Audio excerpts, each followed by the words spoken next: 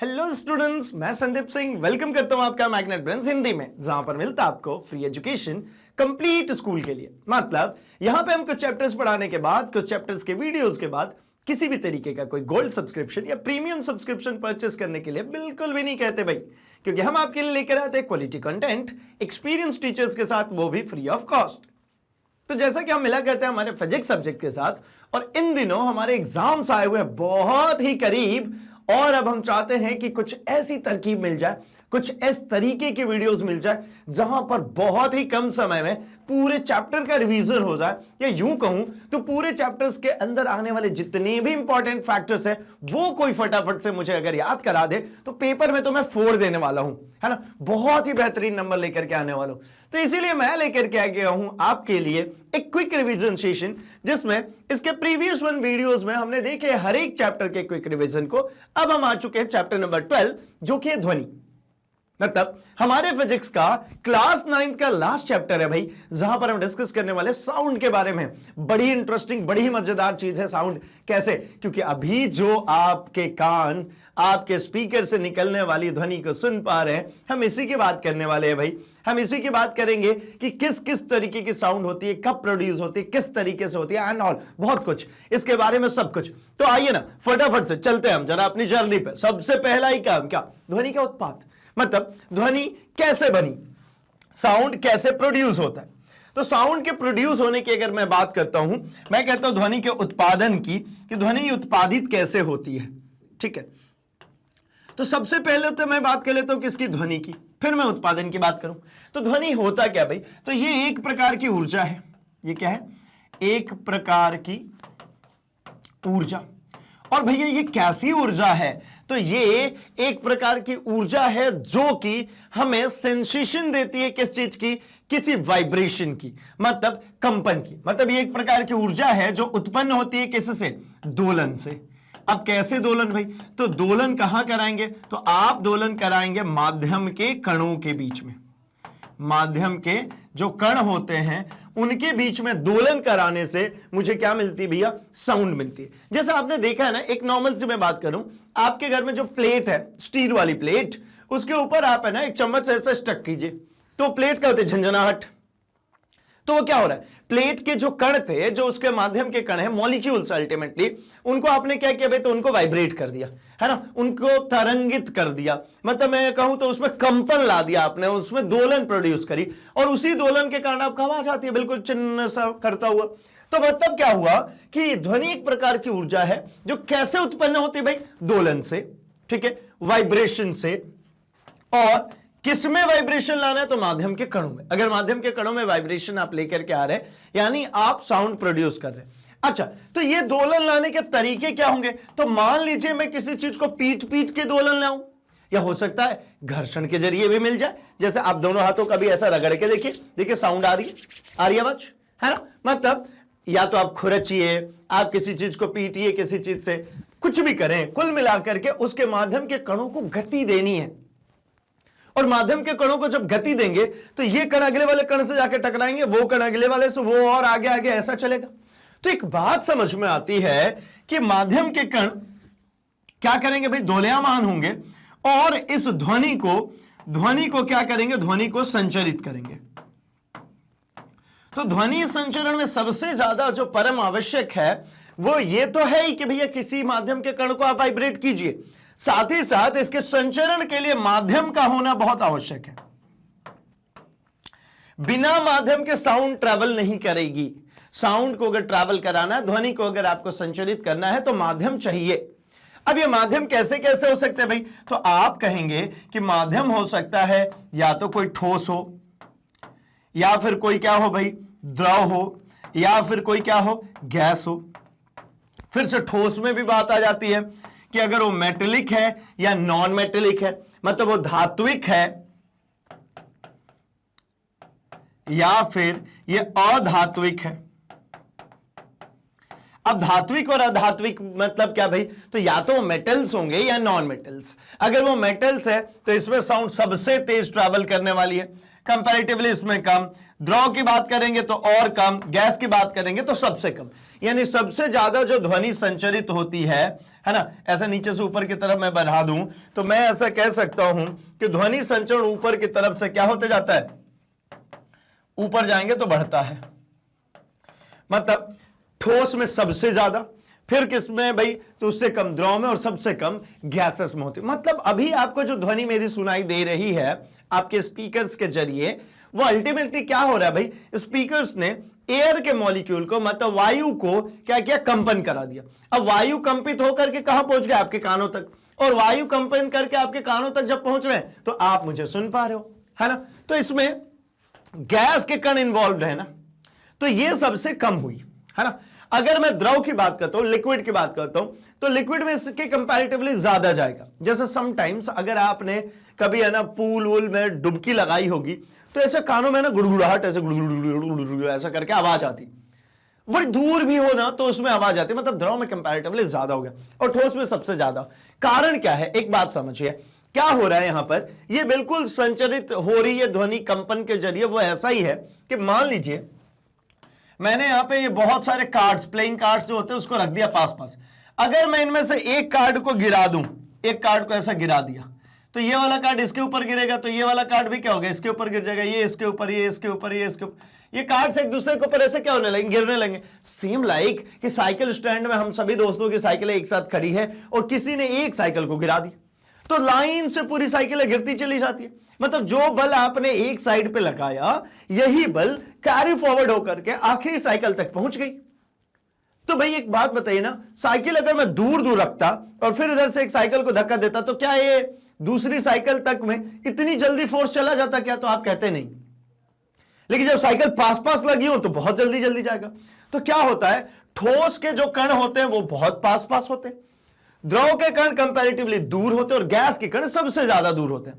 तो ठोस के कण पास में है तो फोर्स जो लगेगा वो जल्दी जल्दी लगेगा, मतलब जल्दी जल्दी एक दूसरे को हिट करेंगे और ये फोर्स जो है आगे की तरफ जाएगा। अल्टीमेटली मतलब ऊर्जा जो संचरित हो रही है एक कण से दूसरे कण में, दूसरे से तीसरे में, तीसरे से चौथे में, ये पास पास में तो जल्दी जल्दी। और अगर ये ऐसे दूर दूर होते तो भैया थोड़ा सा कम, और गैस में तो ये बहुत ही ज्यादा दूर दूर है। तो गैस में अगर अच्छा कणों का साइज नहीं बढ़ाते भाई, है ना, तो आप सोचो कणों के साइज भी बढ़ जाएंगे क्या, ये दूर दूर है।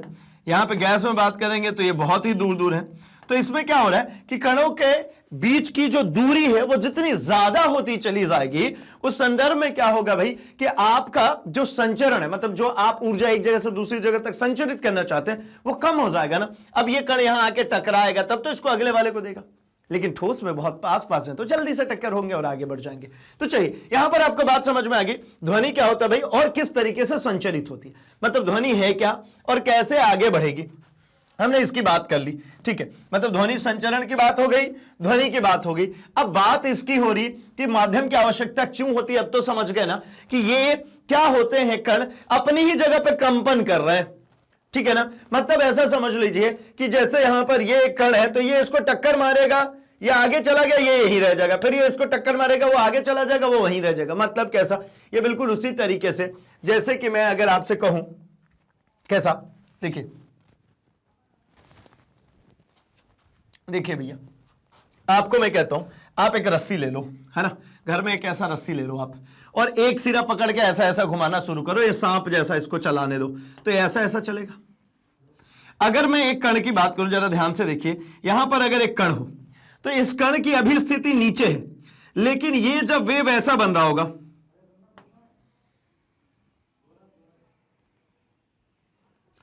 एक बार में नीचे आएगा ये पार्टिकल और अगले पल में चल करके कहां जाएगा, यहां चला जाएगा। जब ये ऊपर चला जाएगा तो यही वेव कैसी दिखेगी, ऐसी दिखेगी ना आपको,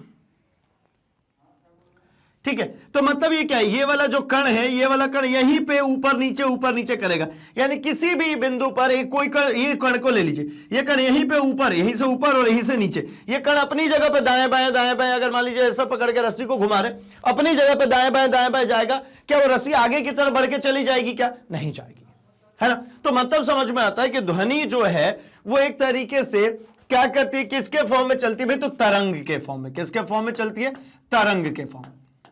ध्वनि संचरित किसके फॉर्म में हो रही है, तरंग के फॉर्म में। अगर ध्वनि संचरित हो रही है तरंग के फॉर्म में, तो तरंग क्या होता है, हम जरा इसकी बात करते हैं। तो तरंग देखिए दो तरीके का है, एक है हमारे पास में अनुप्रस्थ तरंग, और एक है हमारे पास में अनुदैर्ध्य तरंग। कौन कौन सी भाई? एक अनुप्रस्थ और एक अनुदैर्ध्य। ठीक है, तो अगर मैं कहता हूं, है ना, ट्रांसवर्सल और लॉन्गिट्यूडनल दो तरीके के वेव्स हैं। मैं यहां पर बनाता हूं, सबसे पहले तो मैं बनाता हूं ट्रांसवर्सल वेव को। अगर मैं ट्रांसवर्स वेव की बात करूं तो ये देखिए, ये वेव कैसा चलता है, ऐसा। ठीक है, लेकिन इसी के साथ में मैं अगर आपको बनाऊं, आपने अगर स्लंकी देखी हो या फिर आपने स्प्रिंग देखा होगा, स्प्रिंग स्प्रिंग स्प्रिंग, वो स्प्रिंग कैसे चलता है भाई? तो अगर मैं स्प्रिंग की बात करता हूं, जरा देखिएगा यहां पर,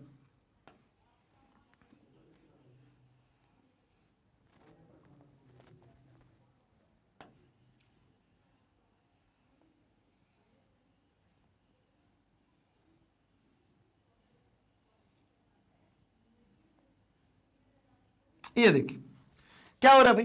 तो अगर मैं इसको थोड़ा सा इधर साइड में बनाऊं, देखिए, और एक थोड़ा सा ज्यादा ही डेंस करके मैं बनाता हूं,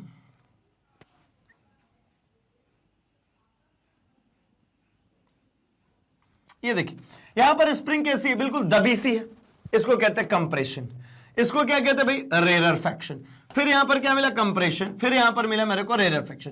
कंप्रेशन का मतलब होता है संपीड़न, मतलब स्प्रिंग कैसी दिखेगी? संपीड़ित। रेररफेक्शन का मतलब क्या है भाई? विरलन। तो यहां पे ये कैसी दिख रही है? विरलन। फिर यहां पर क्या दिखेगा? कंप्रेशन, मतलब संपीड़न। फिर आगे क्या? विरलन। मतलब कंप्रेशन, है ना, मतलब क्या होगा भाई? ये संपीड़ित होगी, फिर विरलन होगा, फिर संपीड़न होगा, फिर विरलन, फिर संपीड़न, फिर विरलन। आप जिस तरीके से देखा होगा आपने कैटरपिलर, है ना, अर्थवॉर्म, क्या बोल सकते हैं भाई? केंचुआ, है ना, या कुछ सिल्क वॉर्म की बात कर ले, वो कैसे चलता है? ऐसे ही चलता है। देखिए अपने बॉडी को ऐसा सिकोड़ता है, फिर ये आगे बढ़ता है, फिर सिकोड़ता है, फिर आगे बढ़ता है, फिर सिकोड़ता है, आगे बढ़ता। ये ऐसे ही चल रहा है ना, compress expand, compress expand, compress expand, compress expand, ऐसी चलती है। तो साउंड ऐसे ही चलता है, साउंड जो है ये इसी तरीके से चलता है।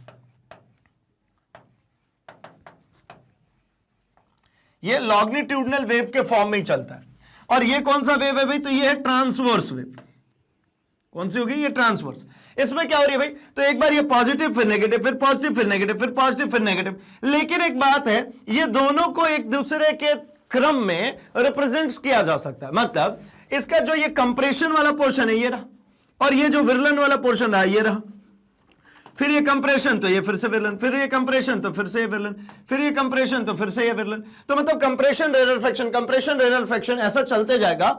इसका इक्विवेलेंट डायग्राम यहां पर हम ड्रॉ कर सकते हैं। क्यों कर रहे हैं इक्विवेलेंट डायग्राम ड्रॉ? जरा इसके बारे में अगर हम समझें तो कुछ कुछ बहुत ही इंपॉर्टेंट से टॉपिक्स यहां पर स्टार्ट होते हैं, जरा मैं उनकी बात कर लूं। चलिए देखिए, मैं एक वेव बनाता हूं ताकि मैं इसमें सभी बातों को इंक्लूड कर सकूं। ठीक है, क्या हो रहा है यहां पर? अगर मैं कहता हूं आपसे कि भैया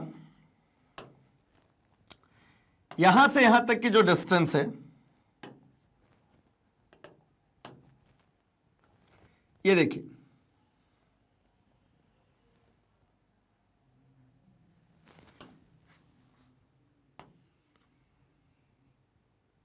ये जो डिस्टेंस है ना यहां से यहां तक, ये यहां से यहां तक, इस डिस्टेंस को हम क्या समझते हैं? इसको डॉटेड कर देता हूं। ये जो डिस्टेंस है, ये डिस्टेंस है क्या? ये डिस्टेंस अल्टीमेटली यहां से यहां तक की जो डिस्टेंस आपको देखने को मिल रही है, इसको मैं अगर कहता हूं कि यहां से यहां तक चलने में इसने t सेकेंड लगाया। कितनी देर लगाया? t second.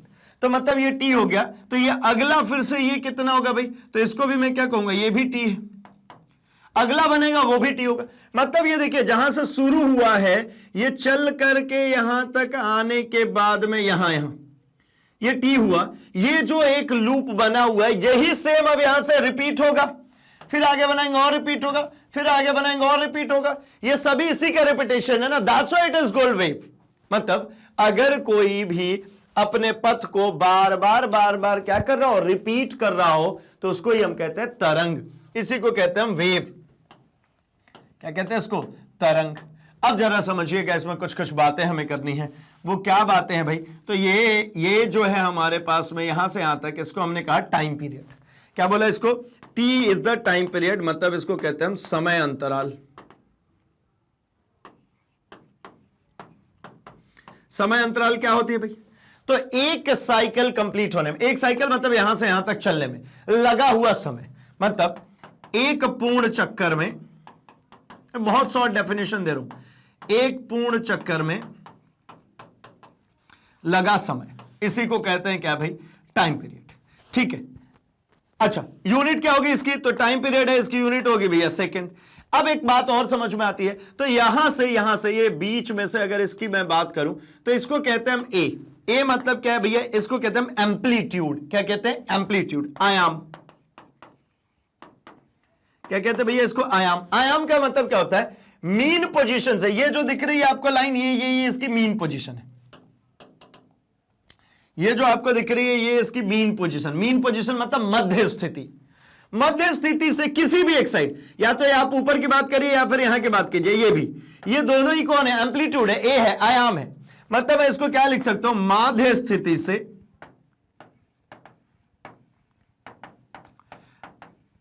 किसी कण का अधिकतम विस्थापन, अधिकतम विस्थापन। यहां पर क्या हुआ, इसका सबसे अधिकतम विस्थापन जो है वही कहलाता है एम्पलीट्यूड, इसी को कहते हैं आयाम। अच्छा, ऐसी एक बात और समझिए, इसको हम कहते हैं भैया स्ट्रिंग। क्या कहते हैं, स्ट्रिंग। और इसको हम कहते हैं गर्त। तो आप बोलोगे सिर्फ और सिर्फ इसी को स्ट्रिंग कहते हो, इसको क्यों नहीं, ये भी है स्ट्रिंग, ये भी है स्ट्रिंग, ये है गर्त, ये है गर्त। मतलब जो ये ऊपर वाले पिक्स जो बनते हैं उसको क्या कहते हैं, स्ट्रिंग, और जो नीचे बनता है उसको हम क्या कहते हैं, गर्त। तो स्ट्रिंग और गर्त की अगर मैं बात करूं तो जरा देखिए, दो क्रमागत स्ट्रिंग या दो क्रमागत गर्त, मतलब दो क्रम से आने वाले, क्या भाई यहां से यहां तक या तो गर्त की बात कर लीजिए या यहां से यहां तक आने वाले स्ट्रिंग की बात कर लीजिए, इसके बीच की जो दूरी होती है उसको लैम्डा से डिनोट करते हैं। और ये लैम्डा क्या है भाई, तो इसको कहते हैं वेवलेंथ। क्या कहते हैं इसको, तरंग दैर्ध्य। और तरंग दैर्ध्य क्या होती है भाई, तो ये है दो क्रमागत, ध्यान रखेंगे क्रमागत ही, दो क्रमागत, वेवलेंथ है तरंग दैर्ध्य, तरंग की दूरी है ना, दो क्रमागत श्रृंग अथवा दो क्रमागत श्रृंग अथवा गर्त के बीच की दूरी।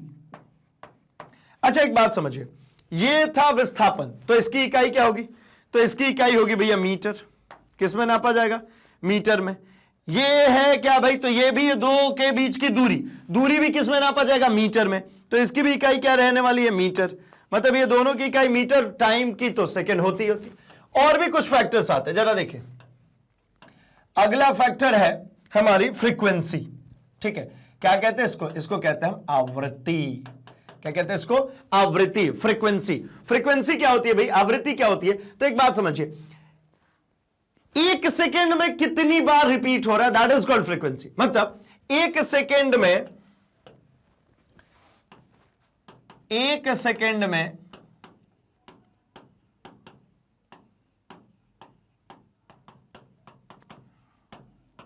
पूर्ण चक्करों की संख्या,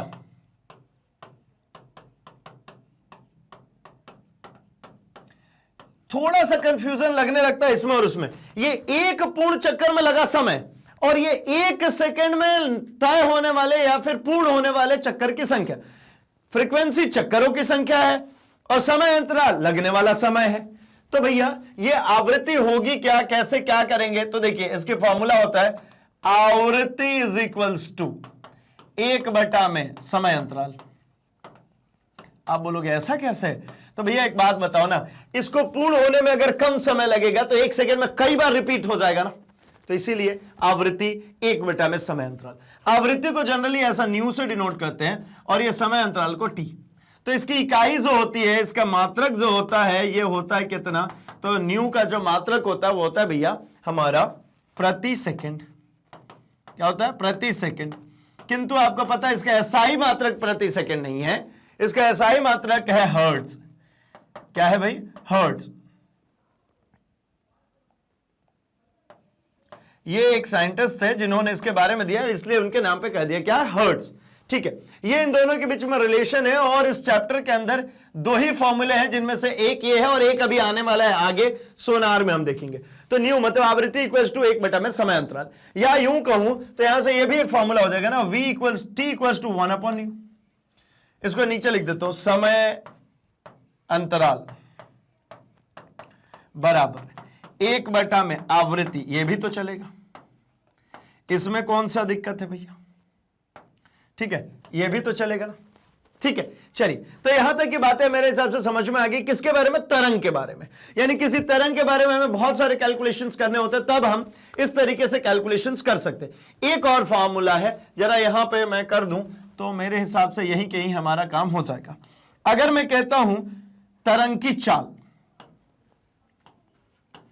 तरंग की चाल, अब चाल बराबर क्या होता है भैया? दूरी बटा समय। तो दूरी बटा समय क्या हो जाएगा? तो तरंग की दूरी मतलब तरंग दैर्ध्य बटा में समय।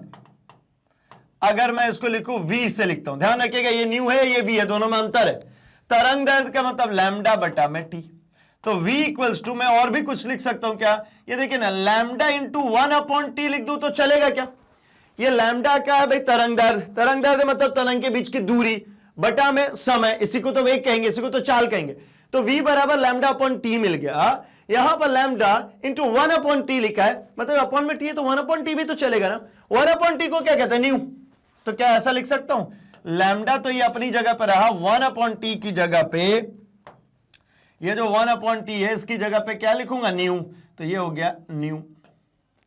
तो v equals to lambda nu, मतलब मैं यहीं पर लिख देता हूं, है ना। तो ये क्या हो गया भाई?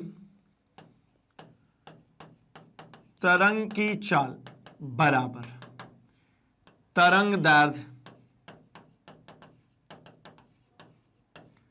इनटू क्या है भाई? तो आवृत्ति। ये भी एक फॉर्मूला है। क्या है ये? आवृत्ति। ठीक है ना। एक फॉर्मूला ये मिल गया, तरंग की चाल बराबर तरंग दैर्ध्य इनटू आवृत्ति। तो ये दो फॉर्म्स है, यहां से आप समझ के चलेंगे। और यूनिट तो वही होगी क्या? मीटर प्रति सेकंड। ठीक है ना, क्या होगी? मीटर प्रति सेकंड। इसमें कोई अंतर तो आना नहीं है, चाल है। ओके फाइन, चलते हैं जरा, हम वापस आते हैं इधर। अब क्या करना भैया? तो हमने ध्वनि तरंगों के जो अभिलक्षण थे इसकी बात कर ली, क्या क्या चीजें आती। फिर विभिन्न माध्यमों में ध्वनि की चाल की अगर हमने बात करी तो हमने इसकी भी बात कर ली कि भैया जो साउंड है वो हमारा जो ठोस होगा और धात्विक ठोस होगा उसमें सबसे ज्यादा होगा, और द्रव में कम होगा, गैस में सबसे कम होगा। ठीक है, आगे बढ़ते हैं, ध्वनि के परावर्तन की बात करते हैं। ध्वनि के पास में कुछ विशेष गुण भी है, जरा देखिए। ध्वनि जब तरंगों के रूप में संचरित हो रही है तो अगर मैंने इसको किसी सतह पर आपतित कराई, सपोज ये रही एक सतह, इस पर ध्वनि तरंगों को एक काम करते हैं, आपतित कराते हैं। तो इसके आपतन के लिए एक छोटू सा काम कर लेता हूं। ये ध्वनि तरंग आपतित हुई, ठीक है। तो टकराने के बाद जहां पर ये टकराएगी, ठीक है, कैसे आएगी भाई ध्वनि तरंग? पहले तो इसकी बात करिए। मान लीजिए मैं ऐसे वेव्स के जरिए बना दूं, यहां पे टकराएगी, टकराने के बाद में ये वेव्स ऐसे चले जाएंगे। ठीक है, तो क्यों ना मैं इसको ड्रॉ करता हूं, जरा देखिए। मैं कहता हूं कि एक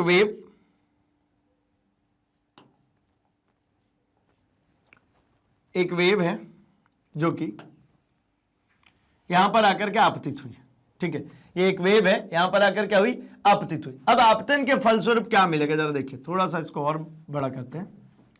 ये एक वेव आई, आकर के ध्वनि वेव है, मतलब साउंड है। जैसे यहां पर आपतित होगी, इस आपतन बिंदु पर बनाते हैं क्या भाई हम? अभिलंब। मतलब यहां पर ड्रॉ होगा एक अभिलंब। अब ये देखिए भैया, अभिलंब कहां पे? जिस आपतन बिंदु पे। तो इनके कुछ कुछ नाम है, हम उनकी भी चर्चा कर ही लेंगे लगे हाथों। क्या है भाई? तो मैं अगर मैं कहूं तो इसको मैं कहता हूं ये है हमारा आपतित तरंग। कौन है ये? ये हमारी आपतित तरंग है, ये हमारी आपतित तरंग है। ये हमारा कौन है भाई? तो ये हमारा अभिलंब। अभिलंब क्या होता है? तो अभिलंब होता है जिस बिंदु पर ये जो पॉइंट है इसको मैं कहता हूं आपतन बिंदु।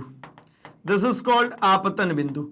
आपतन बिंदु पर ये आकर के पड़ रही है भाई, तो इसको जहां पर आपतित वेव आकर के मिलेगी उसको आपतन बिंदु कहते हैं, ये हमारा अभिलंब। तो यहां से क्या होता है कि ये जितने डिग्री का कोण आपतित तरंग और अभिलंब के बीच में बना है उतने ही डिग्री का कोण बना करके ये इधर से आगे निकल जाएगी। सेम टू सेम, बिल्कुल उतने का ही कोण बनाते हुए क्या हो जाएगी, ये आगे की तरफ चली जाएगी। मतलब मैं ऐसा कह लूं, अगर अभिलंब वाले पोर्शन को मैं इसको डॉटेड कर देता हूं, क्योंकि ये हमारे डायग्राम का या फिर हमारे उसका पार्ट है नहीं, तो ये इधर चलेगी। तो इसको क्या कहिएगा, इसको मैं कहूंगा क्या, परावर्तित तरंग। जब आने वाले को आपतित तरंग तो जाने वाली को परावर्तित तरंग। तो यहां पर कहते हैं ये जो बना इसको हम कहते हैं आई, और यहां जो कोण बन रहा है इसको कहते हैं आर। आई मतलब भैया आपतन कोण, क्या कहते हैं इसको, आपतन कोण। और आर मतलब क्या है भैया, तो परावर्तन कोण। और यहां नियम क्या कहती है, नियम कहता है, पहला नियम कि आई जो होगा वो हमेशा बराबर होगा आर के। मतलब जितना आपतन कोण होगा उतना ही परावर्तन कोण। मतलब यहां से जिस तरीके से साउंड ट्रैवल होकर के आएगी, टकराने के बाद उसी माध्यम में अगर लौट जाए तो इसी को कहते हैं हम क्या, इसी को हम कहते हैं परावर्तन। किसका, ध्वनि का परावर्तन। अगर ध्वनि तरंग किसी माध्यम से आ रही है, टकरा के उसी माध्यम में लौट जाए तो इसको कहते हैं हम ध्वनि तरंग का परावर्तन। कितना होता है भैया, तो I इक्वल्स टू आर, मतलब आपतन कोण बराबर परावर्तन कोण। दूसरा, आपतित तरंग, परावर्तित तरंग और तथा अभिलंब। कौन भाई, अभिलंब। तीनों एक ही तल में होते हैं, तीनों कहां पे है, एक ही तल में, मतलब सेम प्लेन में, किसी दूसरे प्लेन में नहीं चला जाएगा, दूसरे समतल में नहीं चला जाएगा। ये हो गया हमारा क्या, ये हो गया हमारा ध्वनि का अपवर्तन, है ना। क्योंकि ऐसा ही एक और टॉपिक है भैया, प्रकाश का परावर्तन भी आएगा, ठीक है, लेकिन क्लास 10th में ये ध्वनि का परावर्तन है। डायग्राम सेम बनता है। आई होप कि आप क्लास 8th में भी इसको पढ़ करके आए होंगे, बट स्टिल हमें अभी कुछ और बात करी, हम उसकी बात करते हैं। हम जरा बात करते हैं इसके उपयोग, है ना, इसके क्या उपयोग है, कहां इसको यूज किया जाता है। तो इसके सबसे पहले यूज की अगर मैं बात करूं तो आपने डॉक्टर्स को देखा होगा स्टेथोस्कोप यूज करते हुए, ऐसा। ये डॉक्टरों का हेडफोन है ना, ये क्या है भैया, ये डॉक्टरों का हेडफोन। इसमें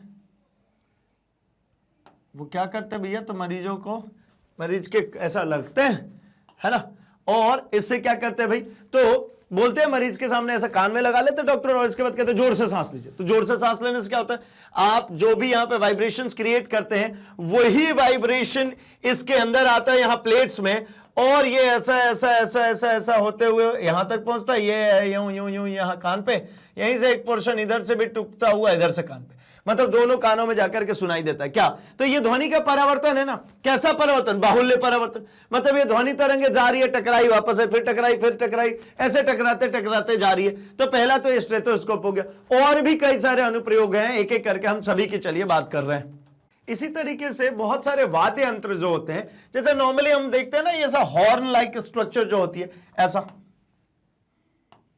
ये ऐसा, ये इसमें भी क्या होता है भाई, ये हॉर्न जो होता है इसमें भी क्या होता है, इसमें भी इसी तरीके से अरेंजमेंट है। ये देखिए, इसमें क्या होता है, यहां पर साउंड क्रिएट की जाती है बहुत ही धीमी सी, लेकिन वो क्या होती है, कई बार को इसी में परावर्तित होती है। टकराई और ये ऐसी निकल गई, ये ऐसी ऐसी ऐसी, ये साउंड वेव गई, और ये ऐसे ऐसे ऐसा ऐसा, ये गए, ये बाहर निकल गए। मतलब क्या हुआ, तो एक लार्ज रेंज कवर करना शुरू कर देती है। छोटे छोटे वेव्स को बार बार टकरा करके हम डायरेक्शनल भी बना सकते हैं कि किसी एक पर्टिकुलर दिशा में भेज दे।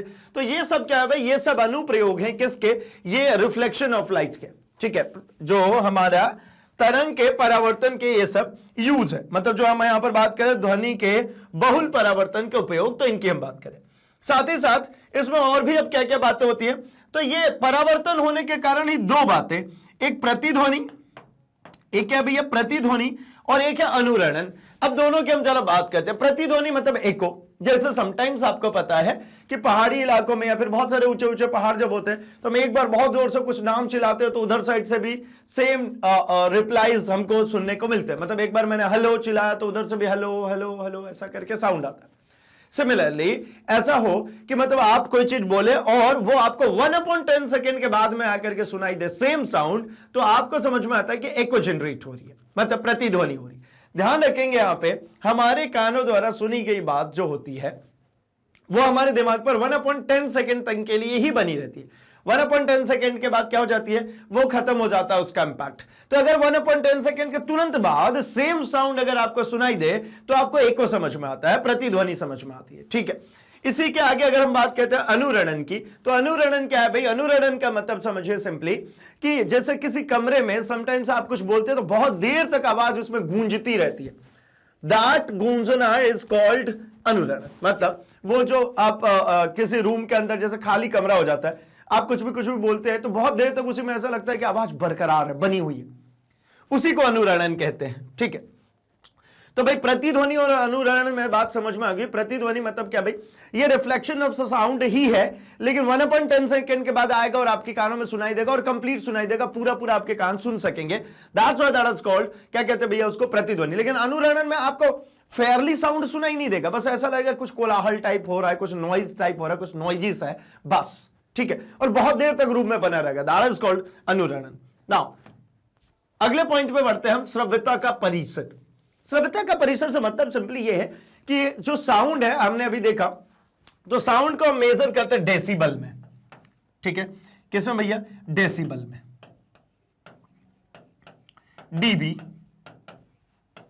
ठीक है, डेसिबल में मेजर करते हैं तो क्या रहता है कि जब हम साउंड्स की बात करेंगे भैया, हमें जो सुनाई देगा है ना साउंड, तो उसको हम डेसिबल में मेजर करेंगे। एंड जब डेसिबल की इक्विवेलेंसी की बात करता हूं तो मैं कहता हूं कि भैया जो हमने अभी पढ़ा था, मैं उसके टर्म्स में बोलूं तो हमने हर्ट्ज में अभी पढ़ा, तो मैं कहता हूं जरा देखिए 20 से 20,000 हर्ट्ज तक इसकी जो ध्वनि होगी, 20 से 20,000 हर्ट्ज तक की, इसी को हम कहते हैं श्रव्य ध्वनि। क्या कहते हैं इसको?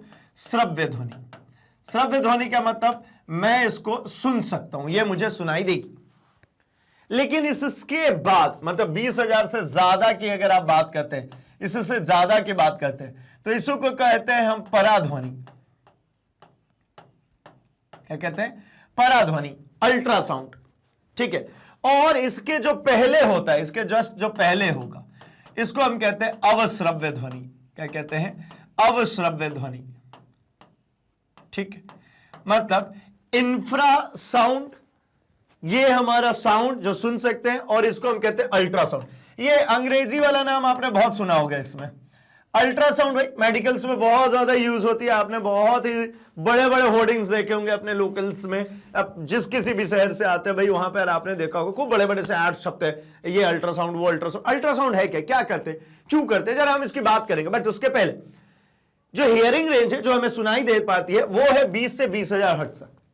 मतलब 20 से 20,000 हर्ट्ज तक के हम साउंड को इजीली सुन सकते हैं। मनुष्य के लिए बात कर रहा हूं मैं, है ना, मनुष्य के लिए।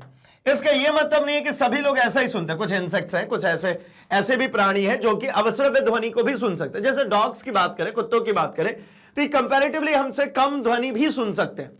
ठीक है, उनका मिनिमम हियरिंग रेंज और कम है। और ठीक उसी तरीके से बात करूं मैं चमगादड़ की, बैट की, तो ये क्या करता है भाई? ये पराध्वनि उपयोग करता है। जो बैट है, जो चमगादड़, वो क्या उपयोग करता है भाई? वो पराध्वनि का उपयोग करता है। पराध्वनि क्या होती है? जो कि अल्ट्रासाउंड हो, है ना, जिसकी फ्रीक्वेंसी जो है वो 20,000 हर्ट्ज से भी ज्यादा हो।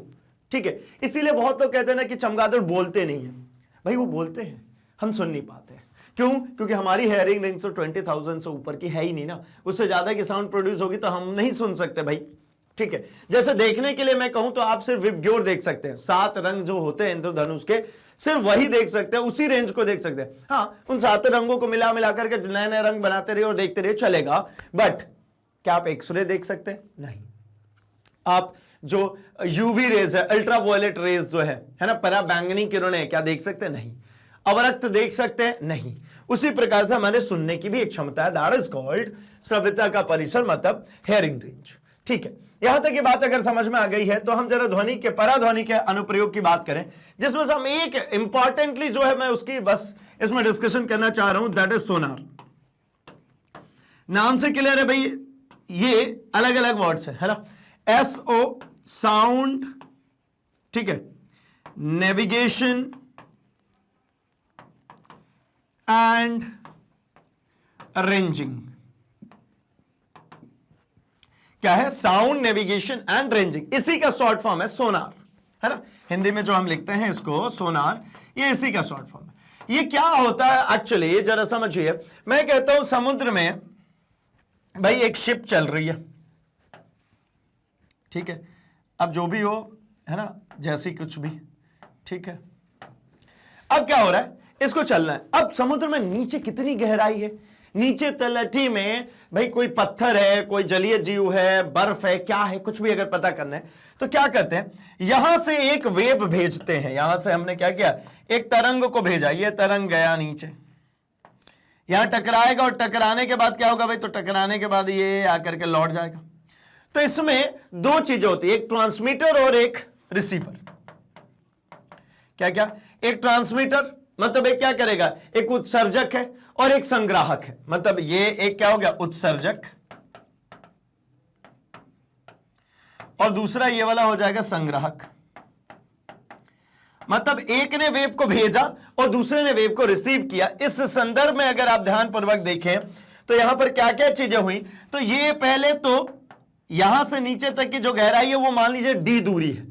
तो मैं क्या करता हूं, वेग मुझे घर से पता होगा, मतलब मुझे जो तरंग मैंने भेजा उसका वेग मुझे क्लियर होगा। तो मैं ऐसा कर सकता हूं क्या कि दूरी बराबर क्या हो जाएगा भाई, तो चाल बराबर दूरी बटा में समय होता है, चाल बराबर दूरी बटा में समय, तो दूरी बराबर चाल गुणे समय। तो क्यों ना मैं ऐसा बोलूं यहां पर कि मुझे वेग पता होगा और मैं अगर टाइम नोट कर लूं, कैसा कि भैया कब वेव गया और कितनी देर में लौटा, अगर मैं इसका टाइम नोट डाउन कर लेता हूं तो मुझे क्या मिल जाएगा, मुझे चाल पता है मेरे द्वारा भेजी गई वेव की, है ना, तरंग की, और मैंने उसके साथ में टाइम का मल्टीप्लाई किया तो मुझे दूरी मिल जाएगी। किंतु बात समझिएगा, डी दूरी गया है वेव और डी दूरी वापस आया, तो गया और वापस आया यानी कुल दूरी कितनी चला वो, यहां पर देखिए कुल दूरी की अगर मैं बात करूं तो वो कुल दूरी तो 2d चला। मुझे 2d नहीं चाहिए, मुझे सिर्फ d चाहिए, तो v इंटू टी अपॉन में 2 क्या मिल जाएगा, v इंटू टी अपॉन में 2 यानी vt बाय 2, ठीक है। तो ये मिल जाएगा डिस्टेंस। यानी एक बात समझ में आई क्या, कि मैं अगर शिप से, कोई शिप है भाई, शिप के नीचे कितनी गहराई तक पानी है इसका अगर पता करना हो, देखिए रोड पे तो आपको गड्ढे दिखते हैं, आप उसके अकॉर्डिंगली अपनी गाड़ी एडजस्ट कर लेते हैं, है ना। समुद्र में थोड़ी उनको दिखते भैया कि नीचे से कितना उतरा, ऊपर से तो पानी के लिए सब जगह बराबर ही दिख रही है, पता चला नीचे से उथली हुई है जमीन, तो फिर उसमें तो जाकर के हमारी शिप टकरा जाएगी। तो इससे बचने के लिए हम इसको काम करते हैं, ये रडार सिस्टम में भी यूज किया जाता है, ये अल्टीमेटली रडार सिस्टम के लिए भी यूटिलाइजेशन है भाई इसका, है ना, ये पराध्वनि का एक तरीके से प्रयोग हो।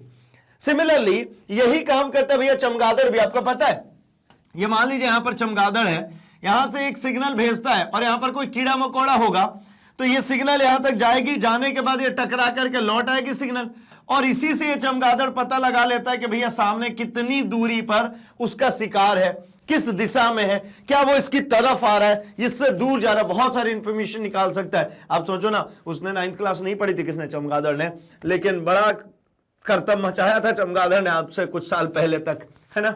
चलिए, लेकिन पढ़ा लिखा भले नहीं था, उसको यह बात पता थी भैया कि पराध्वनि के यूज कैसे करता है, मतलब वो पराध्वनि के यूज करके ही अपना शिकार ढूंढता है। ठीक है, आगे बढ़ते हैं। अगला पॉइंट है भाई क्या, हमारा मानव कर्ण की संरचना, मतलब हमारा जो कान है वो कैसा है, क्या है, किस तरीके से। तो थोड़ा सा पीछे आऊं क्या, मैं अगर डायग्रामेटिकली आपको दिखाना चाहूं तो थोड़ी देर के लिए इस वाले जगह पे आते हैं। यहां पर अगर ध्यानपूर्वक देखेंगे आप तो क्या दिख रहा है भाई मानव कर्ण में, ये कान की पूरी संरचना, ये बाहरी हिस्सा, यहां पर होता है हमारा पिन्ना, ठीक है, जो कि क्या काम करता है भाई, जो भी वेव, देखिए ये तरंगे जो आ रही है इसको कान के अंदर भेजने की कोशिश, मतलब ये एक तरीके से क्या होगा, ये रिफ्लेक्टर है, ये परावर्तक सतह है, यहां पे जो भी साउंड्स आएंगे उनको क्या करेगा, परावर्तित करेगा, और परावर्तित करके एक वेव में क्रिएट कर देगा। अब ये वेव चल रही है इसके अंदर, कहां, कान के अंदर। अब ये होती है हमारी ईयर ड्रम। ये क्या है भैया? Ear drum. ईयर ड्रम में ये देखिए तरंगे ऐसा ऐसा ऐसा ऐसा करते करते हाँ। अब इसमें क्या होता है भाई? तो ईयर ड्रम में जब साउंड वेव आ जाती है तो यहां पे बना है कान का पर्दा, यहां पर होता है पर्दा। इस पर्दे पर होता है एक हैमर, हथौड़ा, है ना, और ये जाकर के कनेक्टेड होता है किसमें? कोकिलिया में। अब इन सभी के काम क्या है?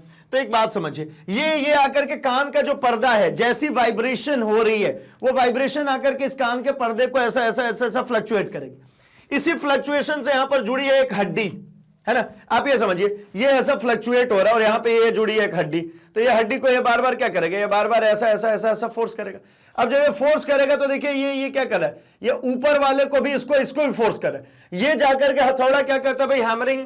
ये जाकर के इस हमारे कोकिलिया पर जाकर के लगता है और कोकिलिया का काम होता है कि जो भी उसको वाइब्रेशन मिल रही है उसको इलेक्ट्रिकल पल्सेस में जनरेट करे, और जो इलेक्ट्रिकल पल्सेस में जनरेट हो गई उसको उठा करके किसको देते? ब्रेन को। अब काम किसका आता है भाई? तो अब काम आता है ब्रेन का, और ब्रेन जो है वो इन सभी बातों को समझने की कोशिश करता है कि भैया क्या बोल रहा है, कौन बोल रहा है, कैसे हो रहा है, ये सब कुछ ब्रेन का काम है। वो आइडेंटिफाई करता है सब कुछ। मतलब एक बात समझिए, अगर मेरा ब्रेन कुछ नहीं समझ पा रहा, मतलब प्रोसेस नहीं कर पा रहा, साउंड तो जा रही है, उसको ही कहते हैं नॉइस। क्या कहते हैं? शोरगुल। मतलब आपके कानों पे अगर मैं कहूं चाइनीज में कुछ बोलना शुरू करूं, अगर आपको चाइनीज नहीं आती तो फिर आपको कैसा लगता है भाई? तो आप कहो चाइनीज तो हमें बहुत आती है खाने, है ना। खैर, सुनने नहीं आती, खाने तो सबको ही आती है ना चाइनीज। तो चलो मैं बोल रहा हूं कि चाइनीज लैंग्वेज में कुछ मैं बात करना चाहता हूं और आपको या मुझे नहीं आती और आपको आती है, आप बोल रहे हो और मुझे क्या हो रही है भाई? तो मुझे तो सुनाई नहीं पड़ रही। आप बोलो, जितना बोलना है बोलो, मुझे नहीं सुनाई पड़ रही। अब क्यों भाई? तो बोलोगे सुनाई तो पड़ रही है आपको। हाँ, सुनाई पड़ रही है ना, कानों में बात आ रही है, ब्रेन तक पहुंचे, ब्रेन ने प्रोसेस नहीं किया तो मुझे समझ में कुछ भी नहीं आ रहा, मतलब मेरे लिए वो क्या हो गया? नॉइज हो गया, शोर हो गया।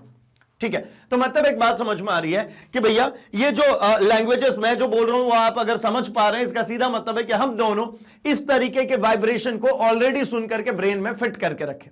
मतलब ब्रेन को पहले से पता ही है कि अगर एप्पल बोला जा रहा है मतलब इसका मतलब सेब होगा, वो ब्रेन को पता है ना। कान को नहीं पता कि एप्पल बोल रहे हैं तो क्या होगा, इसका कैसा होगा, कुछ भी नहीं। कान को सिर्फ मतलब एप्पल की जैसी ऐसी वाइब्रेशन आई, इसको ब्रेन को पहुंचा दिया, बस।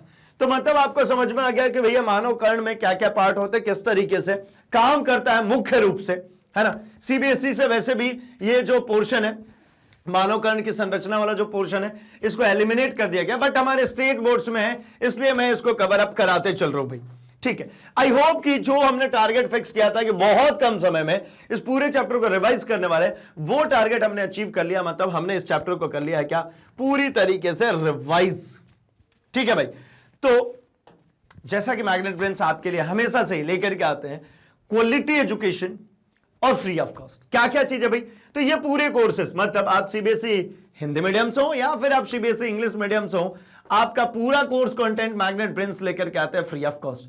अल्टीमेटली मैं कहूं तो सीबीएसई का मतलब है यहां पर एनसीईआरटी बेस्ड क्लासेस, एंड आपके सभी स्टेट बोर्ड्स, आप किसी भी स्टेट बोर्ड से आते हो, आपकी बुक्स एनसीईआरटी है एंड आप यहां से अपनी पढ़ाई जारी रख सकते हैं। साथ ही साथ अगर आप यूपी या बिहार बोर्ड से हैं तो आपके लिए तो एक्सक्लूसिव प्लेलिस्ट यहां पर देखने को मिल जाता है, जहां पर आपके ही बोर्ड के अकॉर्डिंगली आपका पूरा कोर्स कंटेंट, साथ ही साथ आपके previous year question paper, most important question paper, MCQs की series, one shot revisions, NCERT का सॉल्यूशंस, इसके साथ साथ एनसीईआरटी एग्जाम्पलर, आपके पब्लिकेशंस जितने भी हैं उनके क्वेश्चन, सब कुछ हम लेकर के आते हैं फ्री ऑफ कॉस्ट।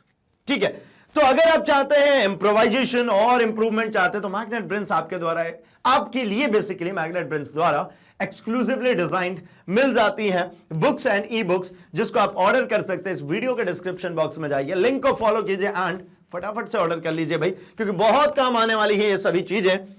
जिस तरीके से आप हमारे साथ में हमारे YouTube चैनल पे जुड़े हैं उसी तरीके से हमसे कनेक्ट हो सकते हैं हमारे social media platform, that is Facebook, Instagram, Twitter, Telegram पर, जहां पर आपके कोई सजेशंस, कोई सुझाव है वो हम तक पहुंचा सकते हैं, एंड हमारी तरफ से कोई नई इंफॉर्मेशन आती है वो जल्दी से जल्दी आप तक पहुंच सकती है। तो फटाफट से इस वीडियो को लाइक कर दीजिए, चैनल को सब्सक्राइब एंड इसे अपने दोस्तों में शेयर भी कर दीजिए भाई, क्योंकि उन्हें भी तो बताना है कि मैग्नेट ब्रेन्स हिंदी लेकर के आते हैं quality education free of cost experience teachers के साथ। तो बने रहिए हमारे साथ, हम मिल रहे हैं अपने अगले सेशन में कुछ और इसी तरीके के धमाकेदार सीरीज के साथ में। तब तक के लिए थैंक्स फॉर वॉचिंग।